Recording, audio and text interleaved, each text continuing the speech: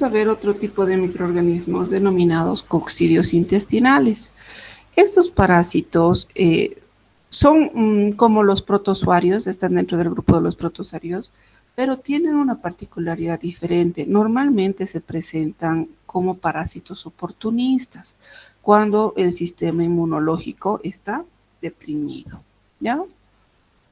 ¿Cómo son? Vamos a ver. Ay, ahora no quiero usar. Va. A ver. Next. No, ni siquiera next. A ver. Ay, voy a llorar.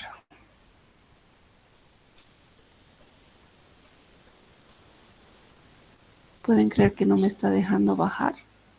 Oh.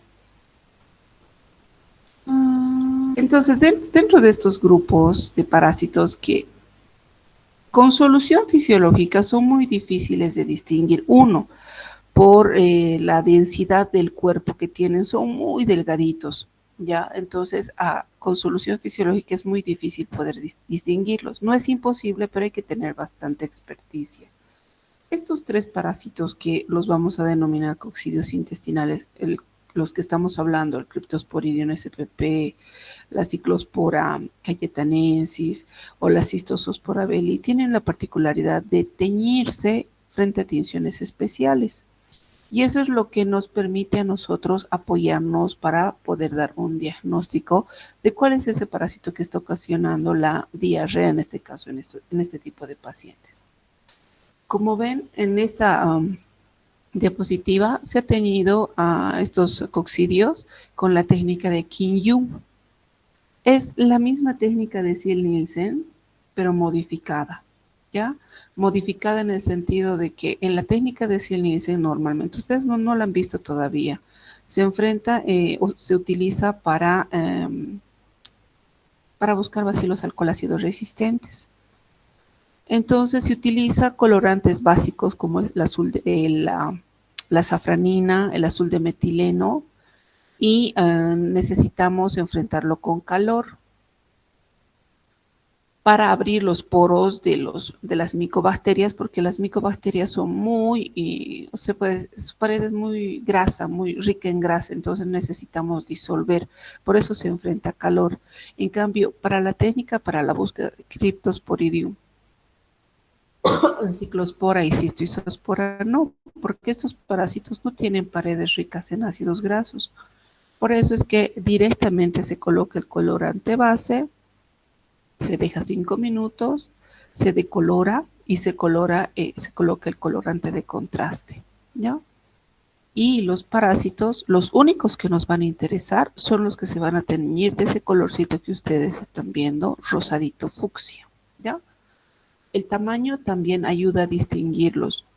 El género Cryptosporidium spp son, a ver, les tengo una diapositiva para que puedan distinguir entre el quiste de las amebas que conocemos versus el Cryptosporidium. El Cryptosporidium es más chiquitito, por eso les digo que es un poco difícil de ver en solución fisiológica.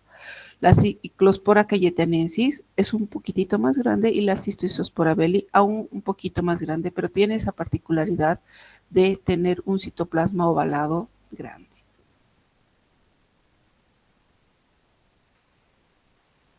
Entonces, son protozoarios, habíamos definido, son intracelulares porque invaden normalmente los enterocitos para poder multiplicarse y en este caso conseguir su ciclo sexual y asexual para poder reproducirse y formar más esporozoitos, ¿ya?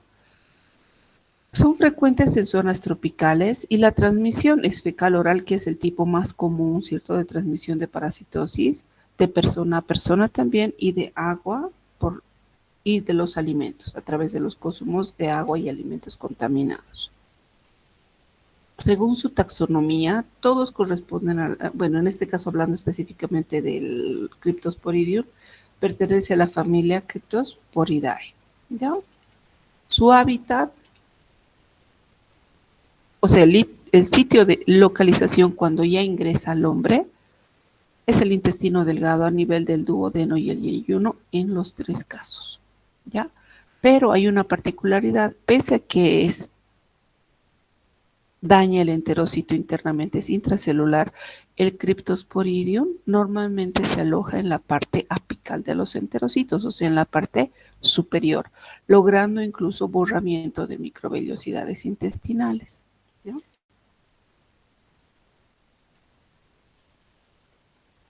Respecto a la patogenia, o sea, cómo va a ir a dañar el enterocito, acorta o borra las vellosidades, primeramente. Cuando logra este cometido, cualquiera de estos coccidios atrofian, en este caso al enterocito, y evitan pues que exista absorción de nutrientes. Por tanto, si no hay absorción de nutrientes, los pacientes también tienden a bajar de peso significativamente, ¿ya? Y por eso también, como no hay absorción, se producen las diarreas. Una característica, ese daño que produce en el enterocito, esa atrofia, hace también que el cuerpo como respuesta produzca bastante leucocito, más que todo del tipo de los eosinófilos, ¿ya? Y esos eosinófilos se ven normalmente en los hemogramas. Tip para que se... Cuando un paciente en su hemograma presenta marcada cantidad de eosinófilos, más del 5% de eosinófilos, hay que sospechar de que está haciendo parasitosis, hay que sospechar de que está frente a una reacción alérgica. Sospechar, ¿ya? Para poder confirmarlo luego. Pasa que algunos ratos, quien está viendo un hemograma y ve, yo qué sé, 30% de eosinófilos, avisa, este paciente está con eosinofilia, ¿qué habrá en su copro? Lo primero que pregunta. Y muchas veces está parasitado. A veces si no está parasitado, entonces ese aumento de eosinofilia responde a un proceso de una alergia, procesos alérgicos, ¿ya? Aquí abajo está cómo altera en este caso el parásito. Si ven el esporozoito, ven el cursor, ¿cierto? En esta partecita que estoy dando vuelta, ¿sí? ¿Se ve el cursorcito? Sí, doctora. Sí, doctora. Ya. Este parásito, el esporozoito, ingresa a la microvellosidad del intestino y lo que hacen las microvellosidades como que se alargan y lo engloban. Y dentro de este ocurre el ciclo asexual y luego sí ocurre el ciclo sexual, formando finalmente 4 esporozoitos para el Cryptosporidium, ¿ya? La causa de esto, la diarrea, que es la primera causa o el primer efecto en las coccidiosis, se relaciona más a unas diarreas agudas en pacientes inmunocompetentes. Y también cuando son diarreas crónicas de data pues, larga, se relaciona a pacientes con inmunocomprometidos o que estén con procesos o sea, con VIH directamente. VIH, otra enfermedad inmunológica que incluso llega a diseminarse a otros órganos. Y es típico encontrar bastante Cryptosporidium en pacientes que viven con PBBS, pacientes portadores del virus del SIDA, ¿ya? El Cryptosporidium, entonces, específicamente ahora hablando de él, porque hace rato hemos hablado de manera general, el Cryptosporidium parvum es el único que puede llegar a infectar humanos. Los otros Cryptosporidium son de importancia clínica, pero en los animales, en veterinaria, ratones, gallinas, tortugas, víboras, peces. En cambio, el Cryptosporidium parvum es al único que nosotros vamos a buscar en pacientes, no solo en pacientes PBBS, por si acaso, cuando también está comprometido su sistema inmunológico, puede aparecer porque sabemos que es un parásito oportunista. Él encuentra cualquier oportunidad para ingresar, multiplicarse y reproducirse, ¿ya?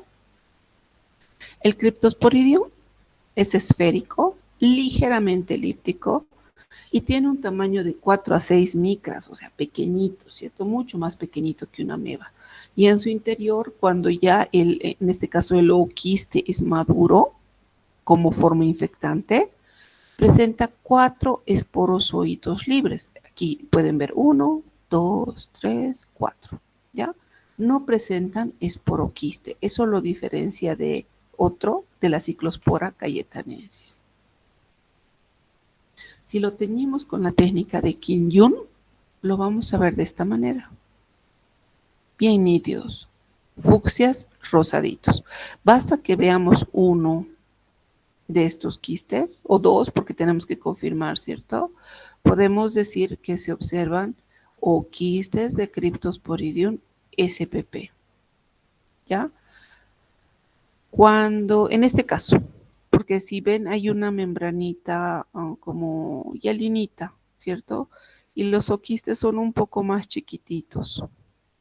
Nos acercamos más al diagnóstico para tener una certeza del 90 sobre el 90% cuando vemos de esta manera, más circular e internamente se denotan mejor los esporozoitos.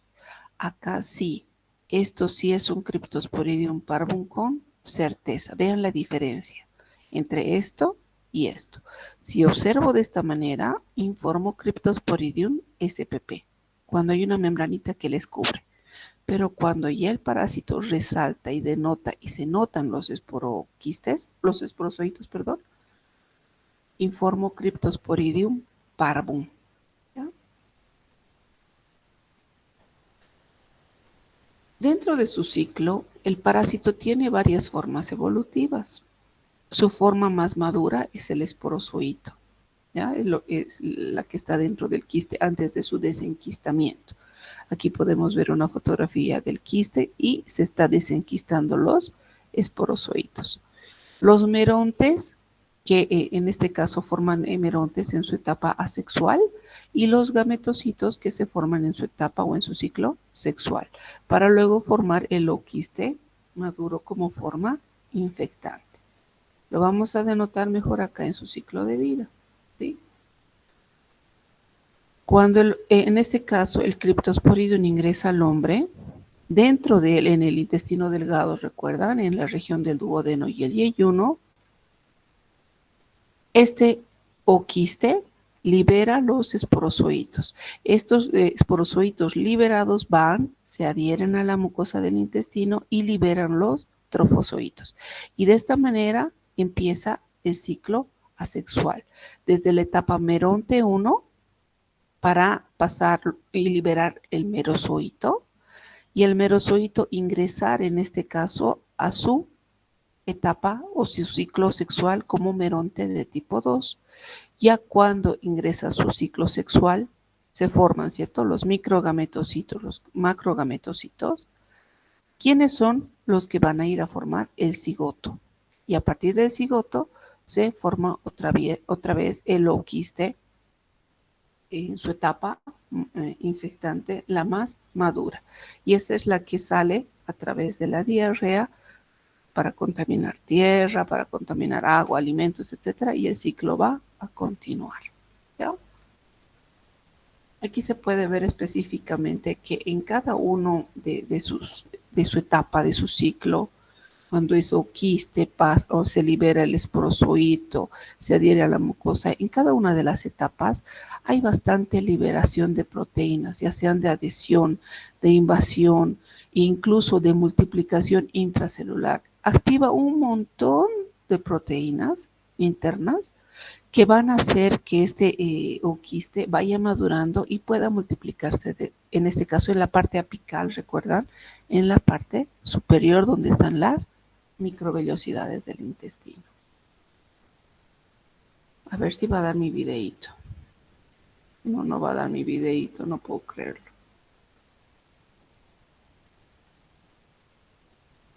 Lo van a ver, lo voy a subir en este videíto. Muestra cómo entra el oquiste a la mucosa. Esta es la mucosa, el epitelio del intestino. Entras, libera el trofozoito, se adhiere, cumple su etapa asexual como meronte 1, la etapa sexual meronte 2, libera el macrogametocito para formar el oquiste, completito. Se los voy a subir ya como video. Hoy no traje mi computadora, si no hubieran visto el video, chicos. Ya, en la clínica, en pacientes inmunocompetentes, solo cuando hay disminución de leucocitos, alguna enfermedad, no sé, cáncer, otra enfermedad autoinmune, esta enfermedad puede pasar asintomática. Ay, perdón. En algunos pacientes, en otros provoca diarrea acuosa que se autolimita. Eso de autolimitación es cuando el sistema inmune también responde y él equilibra esos episodios de diarrea. Eso en pacientes inmunocompetentes. En niños menores de 5 años, normalmente provoca diarreas persistentes y riesgo de mortalidad. ¿Y eso por qué? Por la deshidratación y también por la desnutrición, porque recuerden que el parásito se aloja en la parte apical de la microvellosidad, atrofia esa microvellosidad y evita la absorción de nutrientes. Sabemos que la absorción de nutrientes se realiza en el intestino delgado, en la parte del duodeno y el yeyuno, ¿cierto?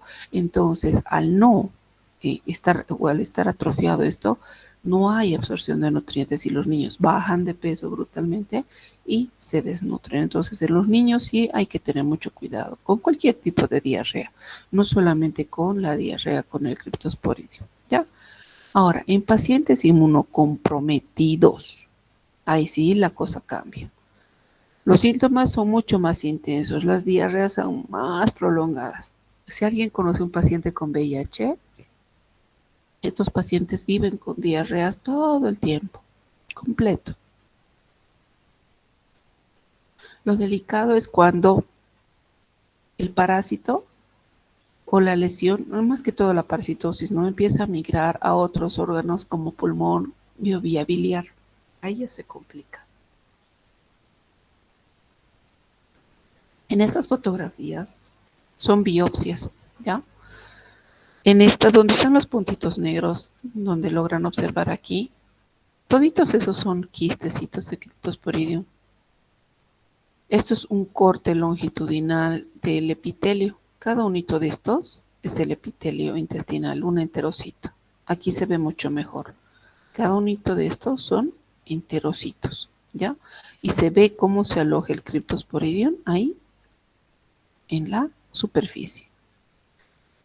Nosotros esto no lo vamos a ver, o sea, no lo vamos a hacer clínicamente, pero sí consideren que cuando ustedes trabajen en un hospital y ese hospital tiene un laboratorio patológico más, algún rato hasta el patólogo los puede invitar a ustedes a mostrarles y decirles, ¿qué crees que es esto? Entonces tenemos que, por conocimiento, tener un poquito de preparación en ese punto, ¿no? Para poder ver. Nosotros vamos a hacer esto. La materia fecal se extiende como si fuese, como en todo el no en todo el portaobjetos. Les voy a enseñar cómo se hace, ¿ya? Tenemos el portaobjetos, ya, imagínense que este es nuestro portaobjetos, ¿sí? Toda la diapositiva, esta parte superior es el portaobjetos.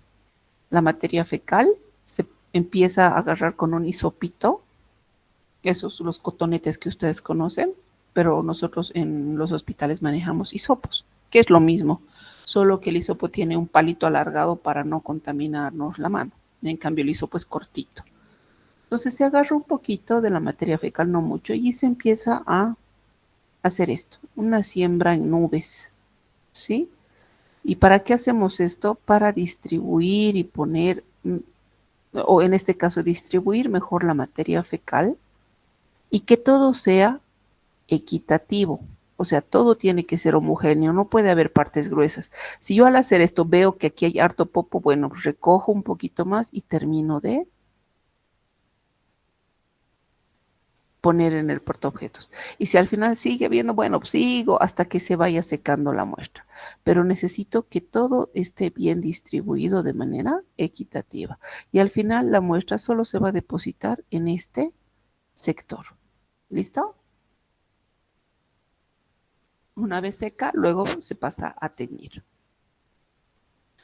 ¿Queda claro con el Cryptosporidium? Para ahora hablar de la Cyclospora cayetanensis. Sí, doctora. Ok. En la Cyclospora cayetanensis, también en este caso el ooquiste ingresa a la mucosa del intestino, en este caso. Pero vamos a ir, el ciclo está abajo bien descrito. Ya. Todas las infecciones en humanos o en este caso son provocadas por Cyclospora cayetanensis, o sea, es la única que igual provoca infecciones en el hombre, ¿ya? Este ooquiste tiene la particularidad de tener 2 esporoquistes y 2 esporozoitos. Hace un momento habíamos definido que la ciclospora tenía 4 esporozoitos, ¿cierto? En este caso, la Cyclospora cayetanensis tiene 2 esporoquistes y solo 2 esporozoitos. Maduran bien en el ambiente hasta formar un oquiste infectante. Y aquí está el tamañito que les decía, ¿cierto? Antes de hablar del ciclo de vida, tenemos una Giardia lamblia, que la conocemos en tamaño y todo, ¿cierto? El axostilo, muy bonita, sus flagelos, todo. La ciclospora es mucho más pequeñita que una Giardia lamblia. Donde se ven los 2 esporozoitos y el Cryptosporidium, fíjense, con sus 4 esporozoitos, mucho más chiquitito. Por eso hay que tener bastante experticia para poderlos ver en solución fisiológica y diferenciarlos. Pero mejor los teñimos, ¿ya? En solución fisiológica, a la ciclospora se la ve de esta manera. 2 esporoquistes, 2 esporoquistes, en solución fisiológica. Y uno puede decir, eso es una ameba. Si pareciera. Se parece muchísimo a las amebas, pero estos esporoquistes son muy grandes. Recuerden, los núcleos en las amebas son chiquititos. Entonces no puedo confundir eso. Un esporoquiste de un núcleo. Tengo que diferenciarlo bien. Pese a que el cuerpo es bien parecido. ¿Ya? Ahora, la ciclospora teñida en la técnica de Kinyu, igual la vamos a ver rojo fucsia, donde se denota muy bien los esporoquistes. ¿Ya? Ahora vemos el ciclo, recordemos, porque esto ya lo han visto. El oquiste esporulado ingresa al organismo. En el intestino duodeno y ayuno es donde ocurre la multiplicación, ¿cierto? Eclosiona, libera los esporozoitos. Esos esporozoitos, si ven, voy a ampliar acá la imagen. Bueno, la nitidez creo que nos ha disminuido, pero... Ahí está. Libera los esporozoitos y estos esporozoitos no se quedan en la superficie como lo hacía el Cryptosporidium. Este sí ingresa dentro para cumplir la etapa asexual, formando meronte 1, meronte 2. Una vez que se cumple la etapa asexual dentro del enterocito, se produce la etapa sexual para liberar otra vez un cigoto y este madura a un ooquiste esporulado. Y este, al ser liberado, obviamente en tierra, madura rápidamente para formar la forma infectante, en este caso del parásito, o puede contaminar alimentos, aguas, y el ciclo va a continuar. ¿Ya? ¿Cuáles son las manifestaciones clínicas? También provoca diarreas en pacientes inmunocompetentes y en pacientes inmunocomprometidos. Inmunocompetentes, la misma relación que el Cryptosporidium. Hay diarreas, deshidratación, náuseas, vómitos, que se puede autolimitar, pero en pacientes inmunocomprometidos el síntoma es mucho más intenso, no se autolimita y se vuelven diarreas crónicas. ¿Está bien? Ahora hablaremos de la cistoisospora peli, que es el otro coccidio. Primero, es un ooquiste que tiene 2 esporoquistes con 4 esporozoitos. ¿Recuerdan? 4 esporozoitos. Ciclospora, 2 esporoquistes y 2 esporozoitos. Y este tiene 2 esporozoitos con 4 dos esporoquistes con 4 esporozoitos, ¿ya? Su distribución también es mundial, normalmente en áreas tropicales y subtropicales. Vistos en solución fisiológica, se los ve de esta manera. Obviamente más grande que una ciclospora y más grande que una Giardia lamblia, ¿ya? Así, alargada. Pero dentro de ella se puede observar ya los esporoquistes. Esta es una foto, un diagramita, para no olvidarnos, y esta sí es una foto real. ¿Sí? Vemos a la Cistoisospora belli con sus dos esporoquistes. Su ciclo de vida también es intracelular.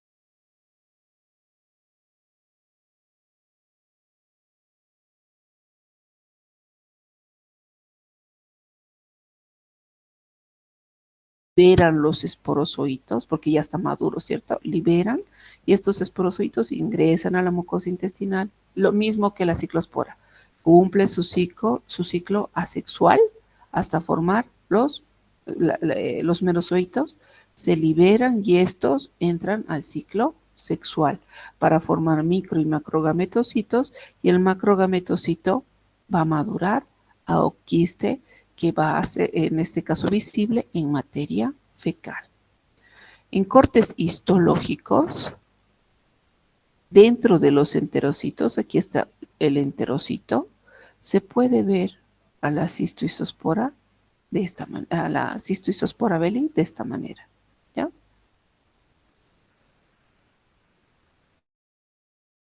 Clínicas también el caso, ¿cierto? En pacientes inmunocompetentes y en pacientes inmunocomprometidos. Inmunocompetentes con igual diarreas, con dolor abdominal, pérdida de peso, que también se autolimita. Recuerden, las diarreas en pacientes inmunocompetentes normalmente se autolimitan, pero en pacientes inmunocomprometidos, la diarrea es superacuosa, el dolor abdominal severo, debilidad por anorexia. Y hay una característica también, miren eso, hipereosinofilia, más del 15%. Entonces, miren, no estamos locos. Cuando el hemograma muestra gran cantidad de eosinofilia, y eso anótense por favor, signo de parasitosis, primeramente, o signo de algún tipo de alergia. Ya no se olviden eso. El diagnóstico. Ahí donde entramos nosotros. Listo, nos traen la materia fecal o nos pueden traer un contenido duodenal o a los patólogos biopsia.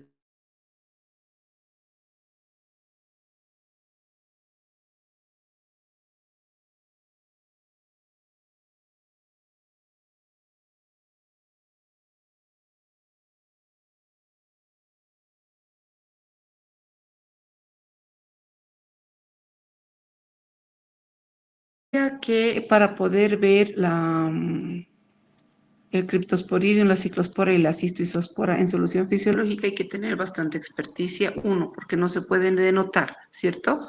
Los criptosporidios son pequeñitos, la ciclospora cayetanensis obviamente es un poco más grande, casi del tamaño de una mevita, pero la cistoisospora belli, al tener un citoplasma súper delgadito, como están viendo acá en la foto, hay una parte que no se logra ver. Si ven, el citoplasma inferior se logra denotar, pero el superior no.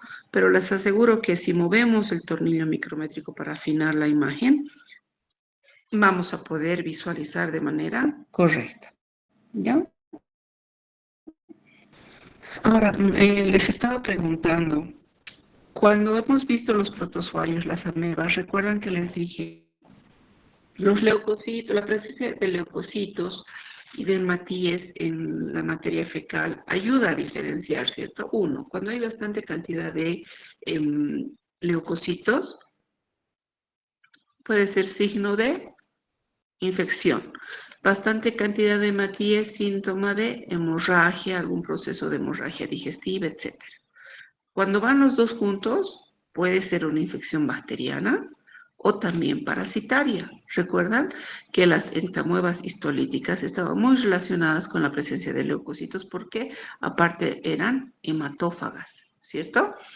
A diferencia de ese tipo de infecciones diarreicas, cuando existen diarreas por coccidios intestinales, normalmente la presencia de leucocitos y hematíes es nula, ¿ya? Eso nos permite también diferenciar. Y para que no se olviden, esta fotito para el recuerdo. Cryptosporidium spp o parvum en este caso, cuando veamos bien notorio el oquiste con los esporozoitos, la Cyclospora cayetanensis más grande y la Cystoisospora belli. Hay algo importante. Fíjense en esta Cystoisospora belli, no se ven los oquistes. Aunque no se ve el oquiste, chicos, el uno o dos oquistes, la forma del citoplasma me sigue indicando esta es una Cystoisospora belli, aunque no se haya tenido el esporoquiste. ¿Estamos de acuerdo? ¿Sí? No importa que sea así, yo a estas les digo, son fantasmas, porque internamente no me están mostrando el esporoquiste, pero sí me muestran el citoplasma. ¿Ya? Igual sigue siendo una Cystoisospora belli. Ahí tenemos más fotitos. Fíjense, este es el ideal, pues, de la Cystoisospora belli. Verla con el oquiste interno, pero a veces no se ve. Y tenemos más fotitos del Cryptosporidium parvum, de la Cyclospora spp y de la Cystoisospora belli. Importante. ¿Recuerdan? Eosinofilia marcada, ¿cierto? Pero a veces también la presencia de cristales de Charcot-Leyden es vital. Cuando veamos estos cristales de Charcot-Leyden, que les voy a subir el video, porque ahorita no me va a dejar hacer nada, son pequeños como cristalitos que terminan e inician en punta, fusiformes, ¿ya? Cuando veamos en coprológicos cristales de Charcot-Leyden, hay que buscar coccidios.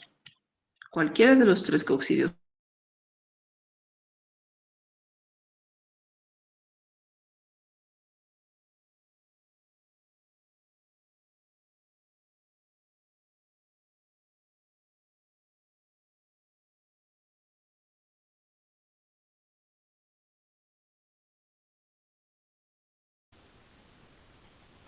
Ahora sí se ve la pantalla.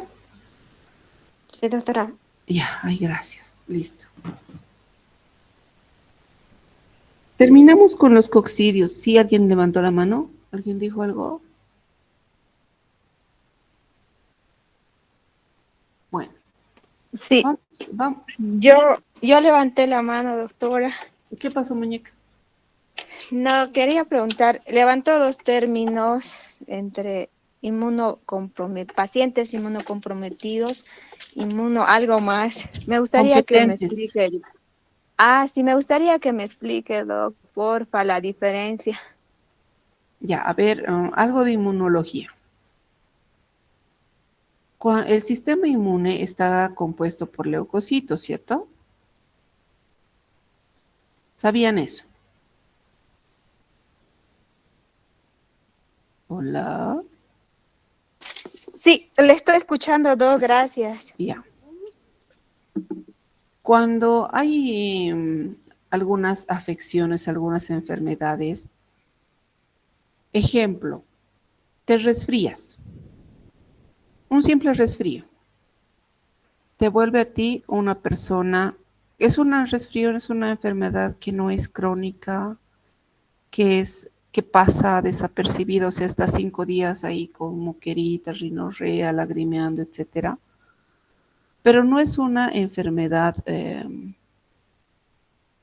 fatal, se puede decir pasajera, que tu cuerpo, cuando está bien alimentado, logra defenderse. Y al lograr defenderse, los leucocitos van a la batalla, matan al virus, la bacteria que está ocasionando la infección, ya sea el proceso viral, no sé, y otra vez vuelves a estar sanito. Ese es un paciente inmunocompetente.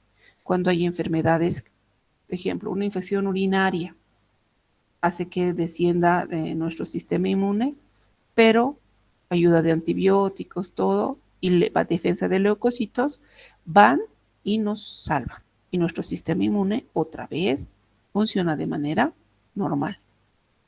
En pacientes inmunocomprometidos, su sistema inmunológico siempre está bajo, siempre, más que todo por la presencia, ejemplo, del virus del VIH o presencia de cáncer en pacientes que tienen quimioterapia, han visto, ellos siempre están con barbijito para no agarrarse ningún otro tipo de infección, o pacientes que tienen trasplantes de órganos. Esos son pacientes inmunocomprometidos. Su sistema inmune de estos no funciona como de una persona normal, que después de que pasa una enfermedad, otra vez el sistema inmune por buena alimentación, etcétera, aumenta. En los pacientes inmunocomprometidos es al revés. Ellos siempre están con leucocitos muy bajitos, recuento de leucocitos bajos. ¿Ahora sí me entendiste, mamá? Sí, doctora, perfectamente, gracias. De nada, mami. Ahora sí, hablemos de este otro mundo. Habíamos visto ya algunos hemoparásitos, ¿cierto? Habíamos hablado del Chagas, hemos hablado de la Leishmania, que eran hemoparásitos que se alojaban en algunos tejidos, ¿cierto?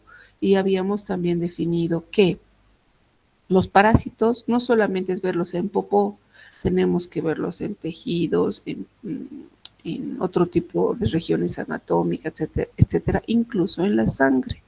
Por eso este otro grupo de parásitos se los llama también hemoparásitos.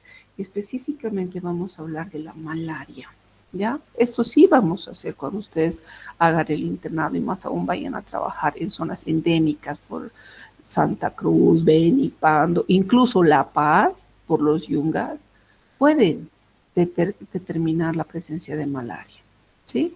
Si definimos la malaria, es una enfermedad infecciosa parasitaria del género Plasmodium y es transmitida por nuestros zancudos, bueno, no todos, ¿no?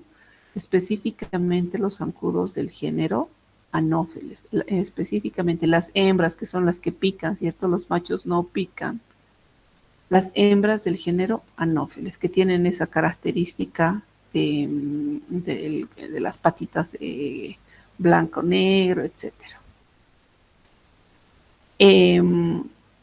Hay 5, ay caramba, espérenme, subo y bajo. 5 especies de Plasmodium que producen la enfermedad en humano. Ay, perdón, 4, no son 5. Plasmodium vivax es el más común en Cochabamba. Plasmodium falciparum, Plasmodium ovale y Plasmodium malariae. Estas son fotos de hemogramas y les voy a mostrar más fotitos en un momento para poder diferenciarlos, pero ya a simple vista se nota, ¿cierto? Como un mega hematie grande con algo irregular dentro.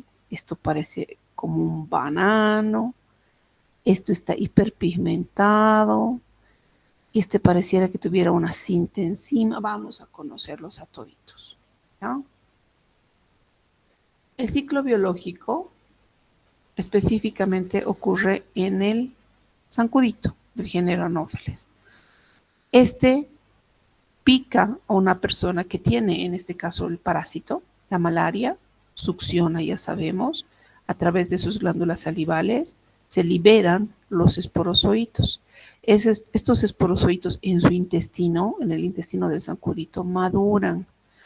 En este caso, todas las formas morfológicas como el oquiste, empezamos por el oquiste, el oquineto, el cigoto y los gametocitos para poder, cuando él vuelve a picar a otra persona, viene, pica, libera los gametocitos y ya en el hombre es que madura en los glóbulos rojos a trofozoitos, a merozoitos, a esporozoitos, incluso a esquizontes. Y esa maduración normalmente se realiza en el hígado, ¿ya? Esquemáticamente, estos parásitos tienen una característica, el punto rojito que ustedes ven se llama cromatina. Toditos tienen una cromatina. Pueden tener un citoplasma grande, hiperpigmentado, con granulaciones, o pueden tener, en este caso, solamente un citoplasma bien regular dentro o fuera del hematíe. La forma más inmadura de estos parásitos son los trofozoitos.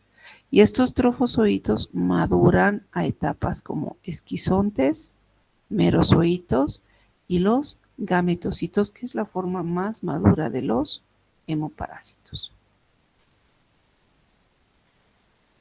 Si vemos respecto a la temperatura y a los síntomas, normalmente provocan fiebre estos parásitos. Cuando el paciente está febril, entonces los médicos nos dicen gota gruesa, por favor, mientras esté con más fiebre, mucho mejor, cierto, porque se ha visto que a medida que avanza el ciclo de la infección, cuando hay picos de temperaturas elevados, es donde se observa mayor cantidad de formas maduras del parásito, ¿ya?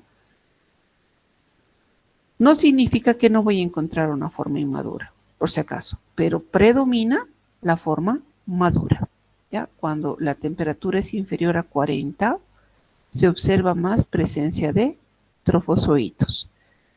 ¿Listo? Entonces, mientras más sea la temperatura del paciente, la probabilidad de encontrar formas maduras es más alta, a diferencia cuando el paciente está haciendo febrículas como 36,5, 37, 38, ahí vamos a encontrar más que todo trofozoitos. La calidad de la muestra sí es importante y esto sí lo vamos a hacer en el laboratorio porque necesitamos aprender a hacer extendidos delgaditos y finos, ¿ya? Al lado de un extendido sanguíneo, cuando se investiga malaria, es necesario hacer una gota gruesa, ¿ya? Y tenemos que identificar, como esto va a pasar a teñirse, se identifica, pero no lo vamos a identificar con alcohol porque se borra. No lo voy a pegar a algo, se va a despegar. Con un lápiz grafito sobre la muestra seca, vamos a anotar el código que le estamos dando, el nombre del paciente, de acuerdo a lo que el laboratorio indica, ¿ya? El tamaño, este es un portaobjetos. Tenemos que hacer una gotita gruesa a 1 centímetro del inicio del portaobjetos.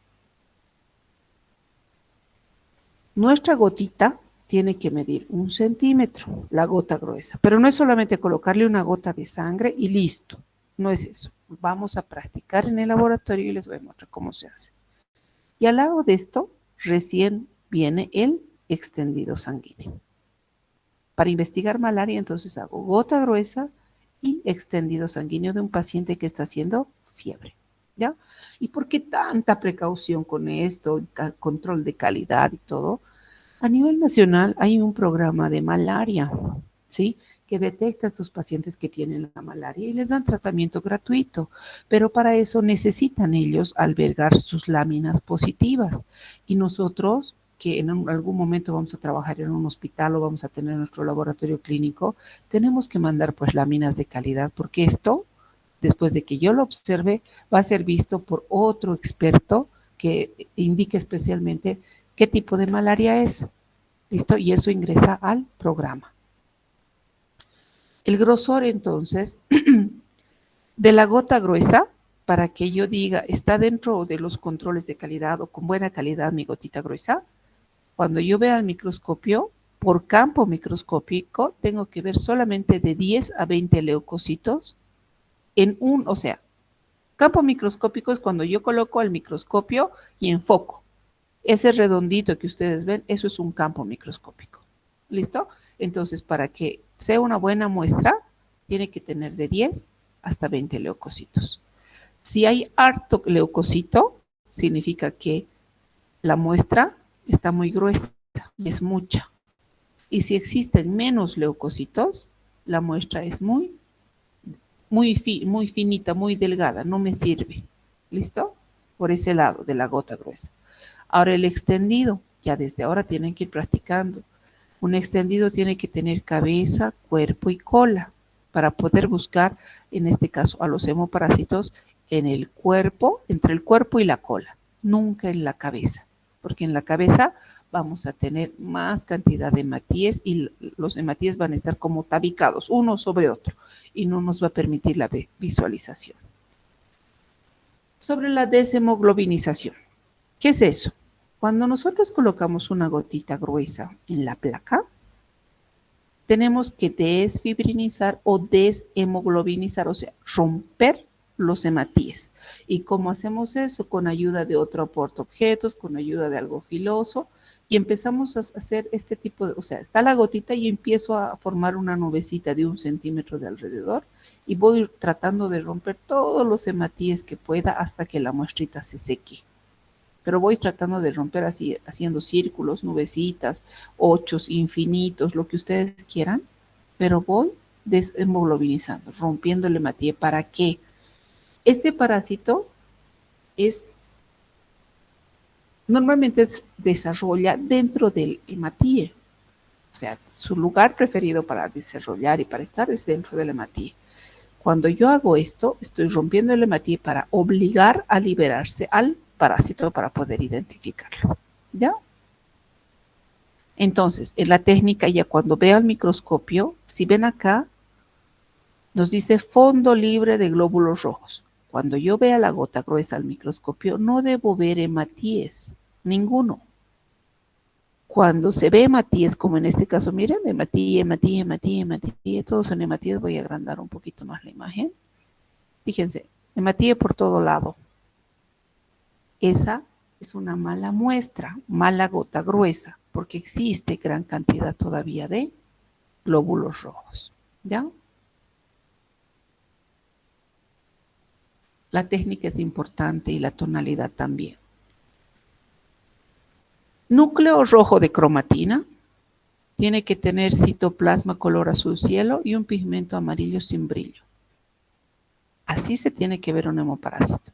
Ejemplo, aquí tenemos en una gota gruesa. Esto es gota gruesa porque no veo hematíes, ¿cierto? Y aquí están los parásitos, los hemoparásitos. 1, 2, 3, 4, 5, 6, 7, 8, 9, 10, hasta 11 hemoparásitos hay acá. ¿Ya? Estos son Plasmodium vivax. Y ahorita vamos a ver las diferencias, qué características, etcétera. Estos parecieran ser gametocitos, sí parecieran ser gametocitos de Plasmodium vivax.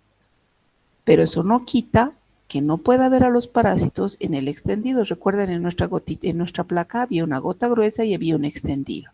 En el extendido se los observa así. Dentro del hematíe, trofozoitos.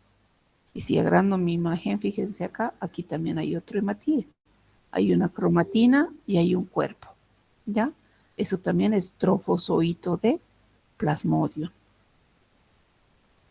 Y vemos acá, en este otro hematíe, también hay este sí es un trofozoito, pero este es de un Plasmodium vivax.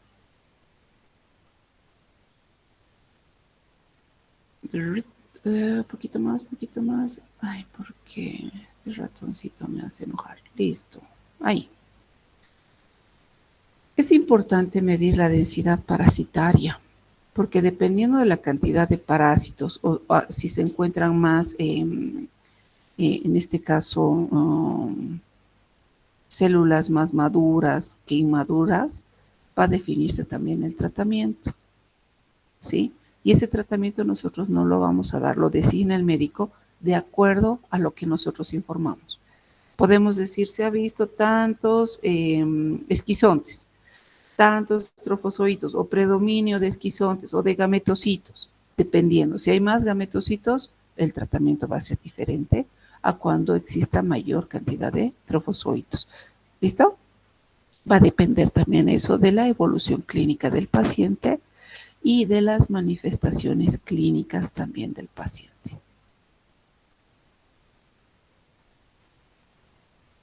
¿Cómo se hace la densidad parasitaria?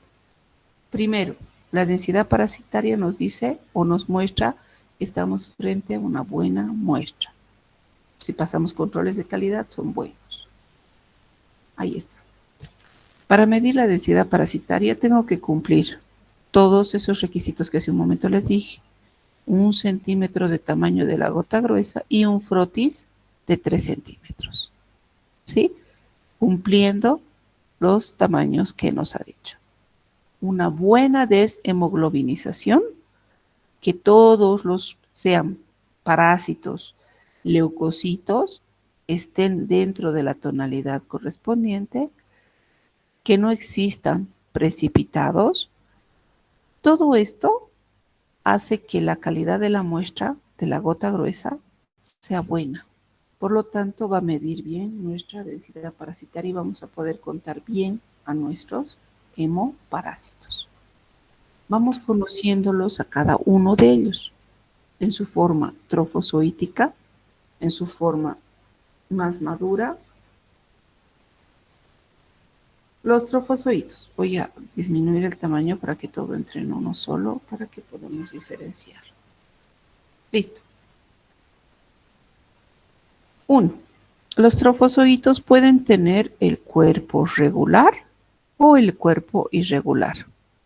Regular es cuando no se rompe y no se fragmenta. Fíjense, aquí parecieran comas, os, unas is al revés, a veces parecen audífonos. Aquí, fíjense, aquí esto, un audífono inverso, no sé. Miren este citoplasma más grueso, pero está bien definido, no está roto. Esto es un citoplasma regular. Cuando los trofozoitos tienen citoplasma regular, dos caminos. O es un Plasmodium falciparum o es un Plasmodium malariae. Y aquí estamos definiendo. Falciparum, sus trofozoitos son más pequeñitos, bien definidos. Malariae, los trofozoitos son un poco más grandes y de citoplasma muy regular.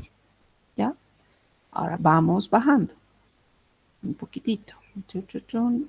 Pues baja. Tengo que comprarme otro ratoncito. Listo. Cuando veamos citoplasmas irregulares, me refiero a que está fragmentado, roto, pero están ahí unos con otros, unidos, pero rotos, pero juntitos. O ligeramente fragmentados, puede deberse a Plasmodium vivax o a Plasmodium ovale. Vivax tiene su citoplasma más desfragmentado, más rotitos, a diferencia del Plasmodium ovale. ¿No? Eso a nivel de trofozoitos. Vamos a conocerlos uno por uno ahora. El Plasmodium falciparum. Primero vamos a conocer el trofozoito, luego sus dos formas más maduras. Que quede claro en la diapositiva, de la mitad para la derecha, gota gruesa, mitad para la izquierda, extendido sanguíneo. O sea, como que estoy mirando una gota gruesa acá y aquí como que miro un extendido sanguíneo. Recuerdan, gota gruesa no tiene que haber hematíes. Y en el extendido sanguíneo sí hay hematíes, no hay más. ¿Ya? Los trofozoitos, como les decía, son pequeñitos. Tienen un anillo en forma de coma, en forma de I, como audífonos, en candelabro, pero tienen un citoplasma bien definido. Cromatina, estos puntos rojitos que ustedes observan, puede ser una cromatina o puede albergar hasta dos cromatinas, dependiendo. Miren el que estoy encerrando acá, tiene dos cromatinas, dos puntos. El resto tiene un hito, un hito, un hito, un hito, un hito. ¿Listo? Las formas maduras, aquí tengo 1, tengo 2, 3. Estos 3 de acá siguen siendo Plasmodium falciparum, pero tienen un pigmento malárico de color amarillo y eso es normal. Igual sigue siendo Plasmodium falciparum, no es Plasmodium malariae, por si acaso, ¿ya? Ahora vemos estos trofozoitos que están dentro de los hematíes. Igual no pierden la forma, pueden estar en forma de anillo, abiertos, con dos cromatinas o incluso tener varios trofozoitos dentro de un hematíe, pueden ir madurando y creciendo y tienen la particularidad de agrandar, crenar un poco el hematíe, un poco, no es mucho, a diferencia de, ahorita vamos a ver el vivax, ese lo rompe, lo deforma completamente. En este caso no, mantiene la forma del hematíe, ligeramente algunas veces se ve crenado. ¿Ya? Las otras dos formas maduras, la forma de esquizonte y la forma de gametocito. Seguimos con Plasmodium falciparum, gota gruesa, extendido sanguíneo. cuando se ven los esquizontes en gota gruesa, se los ve pequeñitos, fíjense, una cromatina y envuelto de un citoplasma, y todos como en grupito, como amiguitos, ¿ya? Pueden tener 12 a 30 merozoitos, o sea, el acúmulo son de 12 puntitos, así, 12 a 30 puntitos. Y están así en acúmulo formando pequeños esquizontes, ¿ya? El pigmento, lo ven, es de color rojizo, violeta, eso por la tinción. Y dentro del hematíe se lo observa de la misma manera, pero dentro del hematíe. Igual, son 12 a 30 merozoitos internos. La forma más madura, el gametocito. Sabemos que esto va a madurar y va a formar el gametocito en gota gruesa o en extendido sanguíneo. En gota gruesa tienden a alargarse, como formando pequeñas bananas. Fíjense, esto parece un pepino, una banana. En su mayoría redondeados, algunos de manera fusiforme. Pueden tener algún pigmento grueso, como si fuesen gránulos de arrocito, ¿ya? Ahora, en el hematíe también se lo observa así alargado. Y al estar alargado, lo deforma el hematíe o se libera. Tengo fotos reales y mire que es no fotos, placas reales, las vamos a ver en el microscopio. ¿Listo? Pero quiero que empiecen a poder diferenciarlos. Plasmodium falciparum, ¿queda claro? Hablemos ahora del Plasmodium vivax. El Plasmodium vivax en su forma trofozoítica en gota gruesa y en extendido. En gota gruesa se puede observar la cromatina de color rojito con su citoplasma bien desfragmentado, bien irregular, roto por todo lado, pero igual en grupito. Entonces, tip. Cuando yo estoy buscando malaria, no voy a buscar solo el citoplasma. Primero voy a buscar siempre la cromatina. Rojo, guindo, bien refringente, y cuando yo encuentre la cromatina, como que automáticamente voy a observar los citoplasmas. Porque así a simple vista estas manchitas, si yo no observo esta cromatina rojita y veo solo estas manchas, no me puedo asegurar de que sea un trofozoito. Tengo que ver sí o sí la cromatina. Y después, cuando yo tenga enfocada la cromatina, hasta la cabecita asimila lo de alrededor, el alrededor que está desfragmentado es un trofozoito. Lo asimila la cabecita, ¿ya? En el extendido sanguíneo se lo observa más bonito al vivax. Agranda, tiene esa particularidad. Como es un trofozoito grande, agranda al hematíe y lo deforma. Y dentro de él pueden estar los trofozoitos, ¿ya? Tienen un pigmento, ligero pigmento, este negrito, negro en el hematíe. Ese pigmento también es un pigmento característico en el Plasmodium vivax. Si vemos las formas más maduras, gota gruesa y extendido, también podemos ver que se juntan como merozoitos, pero la cantidad de merozoitos es un poco inferior, 24, de 12 a 24. En el Plasmodium falciparum eran de 12 a 30. Y uno dice, pero igual, ¿y si tuviese solamente 15 o 20? Puede ser esquizonte de Plasmodium falciparum o esquizonte de Plasmodium vivax. Es cierto, podemos confundir porque fíjense, igual el acúmulo de los esquizontes está ahí. Pero entonces, ¿qué me va a ayudar a diferenciar? En la presencia de su forma más joven. Si yo no puedo distinguir el esquizonte, porque igual es acúmulo de merozoitos, vengo pues a la forma inmadura. Si son citoplasmas fragmentados, vivax. Si son citoplasmas bien formaditos, falciparum. ¿Estamos de acuerdo?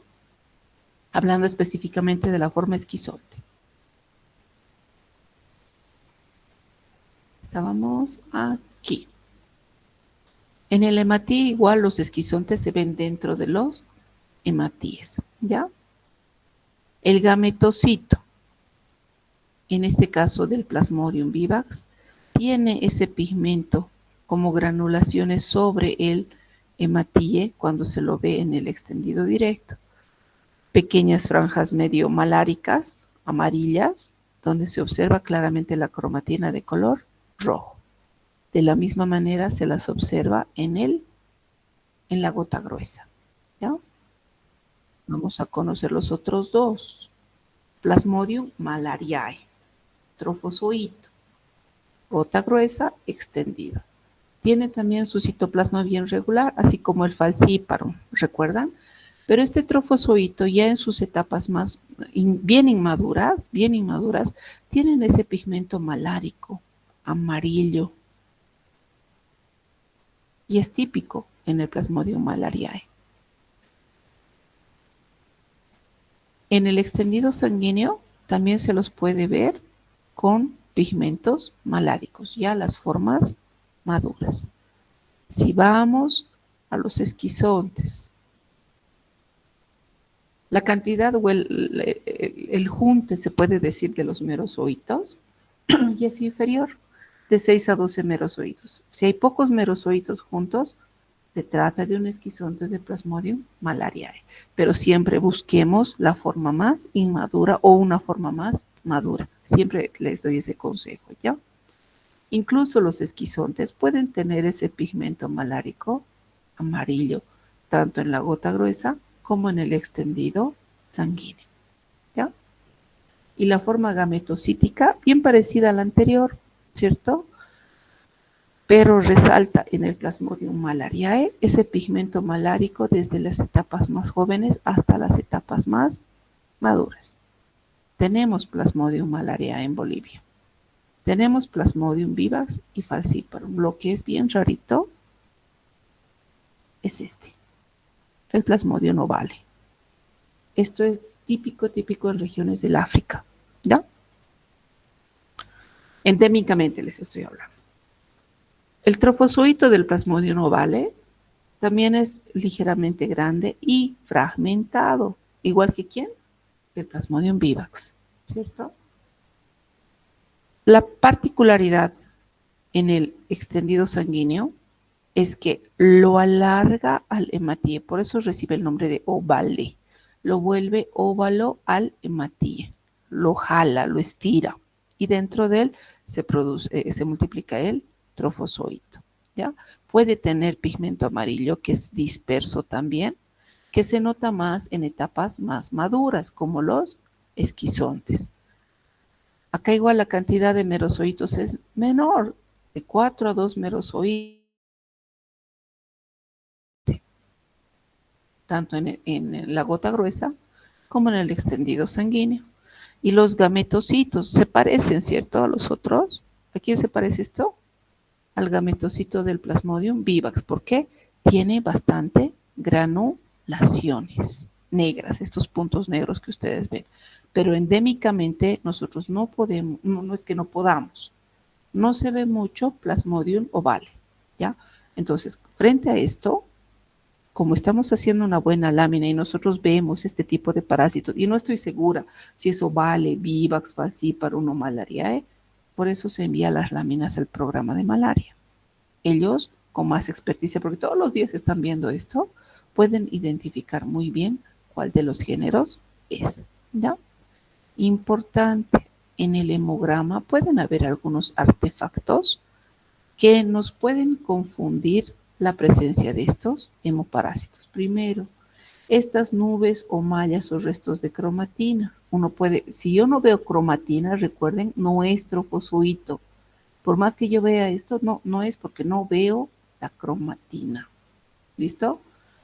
Cuando hay un grupo aislado de granulaciones eosinofílicas, a veces el eosinófilo madura tanto que libera esas granulaciones fuera de su cuerpo y se los ve así pequeños grupitos. No puedo confundir esto con esquizontes. Estos son bien chiquititos, bien finitos, no los puedo confundir con plaquetas, eso siempre ha pasado. A los hemoparásitos en sus formas esquizontes o gametocíticas se los confunde mucho con plaquetas. demasiado. Uno ve una plaqueta y dice, ah, es un hemoparásito. No, tenemos que buscar las características que les decía, pigmentos negros o maláricos, o el citoplasma, si está fragmentado, si está bien regular, todo eso, ¿ya? Con los elementos de la sangre tenemos que tener cuidado, entonces, para no confundirnos. Con bacterias, de la misma manera. Hay algunas bacterias que se tiñen, que pueden provocar sepsis y que se observan en el hemograma también. Ejemplo, estos son bacilos y algunos bacilos forman esporas. Esas esporitas se logran teñir y uno puede decir, esto es un trofozoito de Plasmodium falciparum. No, no es. Hay que tener cuidado con bacterias, ya sean aerobias o anaerobias. Con esporas de hongos también. Las esporas de hongos, fíjense, pueden verse como pequeños bananos y uno dice, esto es Plasmodium falciparum. No, hay que tener cuidado en diferenciarlos. Tenemos que ver todas las características. ¿Listo? Incluso con células vegetales, con hongos, con polvo, con cristales del colorante, con rayones de la propia lámina de vidrio o con fisuras redondeadas también en la lámina. Entonces, cuando yo hago un extendido sanguíneo para malaria, el portaobjetos tiene que ser nuevito, nuevito, nuevito. No vale que está bien lavado, le he pasado alcoholcito, está súper. No, nueva. La placa tiene que ser nueva para evitar tropezar con estos artefactos. ¿Listo? Esta es una foto real de un hemograma donde observamos a los leucocitos y estas son plaquetas, por si acaso, hematíes y plaquetas. Hay que diferenciarlos, ¿ya? Lo mismo acá, aquí también es neutrófilos, otro neutrófilo. Ah, no, este es un monocito, es mucho más grande. Este es un neutrófilo. Esta es una plaqueta y estos son los glóbulos rojos. O sea, tenemos que tener bien definido y vamos a reconocerlos en el laboratorio. Cuando hagamos esto, la parte práctica, vamos a hacer extendidos normales de ustedes. Y vamos a ver, este es leucocito, este es plaqueta, esto es linfocito, esto es monocito, esto es eosinófilo, para que los distingamos de las láminas positivas que tengo de malaria. ¿Está bien? ¿Se entendió? Esta vez sí me han dejado grabando, creo, la clase otra vez. Alvarito. Alvarito. Sí, doctora. Todo está bien, doctora. Gracias. Ya me han dejado Sí, se grabando. entendió, doctora. Ya, queridos, ahora tenemos que definir algo. La siguiente semana es miércoles de elecciones, no vamos a poder pasar clases, ¿cierto? Hasta aquí tenemos que dar nuestro segundo examen parcial. ¿Cuándo lo vamos a dar, guaguitas? Porque luego el lunes 13 empieza los exámenes. Y obviamente no les puedo, perdón, me estoy quedando sin voz, no les puedo tomar el examen en pleno. Es hasta el 8 de noviembre, si no me equivoco, los terceros parciales. Después del 8 de noviembre podemos poner una fecha, porque el 15 vamos a ver con un grupo, vamos a hacer la práctica con los A's, y el 22 vamos a hacer la práctica con los grupos B's, ¿ya? Tendríamos libre el 29, que todavía van a estar en exámenes, y el 5 de noviembre. El 12 de noviembre podríamos fijar nuestro segundo examen parcial hasta aquí.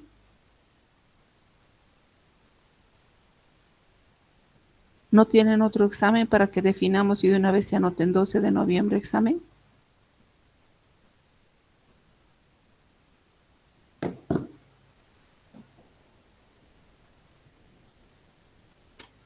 Hola, Karencita, Nati.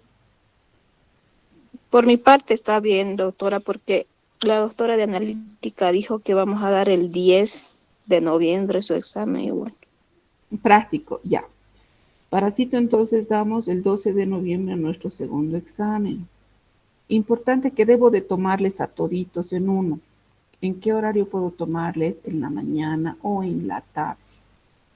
Que estén todos, que no tengan otra práctica y no me digan, se me ha cruzado o algo.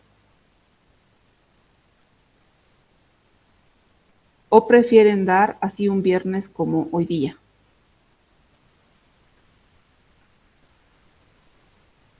o lo definen internamente? Doctora, si nos da tiempo para definirlo internamente. Ya, lo definen internamente y me avisan para que yo lo registre de una vez y así ustedes tengan registrado y no pongan otro examen cerquita. ¿Estamos de acuerdo? ¿Quién me levantó? Sí, doctor. ¿Quién me levantó? ¿Quién me levantó? Ahí está el Santi, están todos de acuerdo. Ok, queridos míos, gracias por su tiempito. La siguiente semana pasamos los casos. Nos pongamos de acuerdo ya nomás. Por mí damos el examen final mañana, ya ves. A ver, si estamos definiendo, antes de que empiecen sus exámenes, el 12 de noviembre estaba pensando, ¿cierto? Antes de que empiecen, o después de que terminen, más bien los parciales, los terceros parciales terminen el 8. Tendríamos la semana del 10 al 14 para su segundo examen, del 10 al 14, y el final estaríamos tomando del 17 al 21. ¿Sí? Y en ese rango, entonces, hasta el 21 me tendrían que presentar los álbumes. Ahora, si algunos ya tienen sus álbumes hechos, me pueden ir trayendo acá. Yo voy a estar aquí todo el día de 8 a 4 de la tarde. Quien ya tiene, viene, me presenta, no hay ningún problema. Fecha límite para la mayoría para que me presente 21 de noviembre. ¿Ya? Nachita, ¿has tomado apunte de su mamá? Sí, sí, doc, gracias. Ya, mamá, entonces quedamos en eso, agüitas, cuídense, bendiciones. Santi, no llores.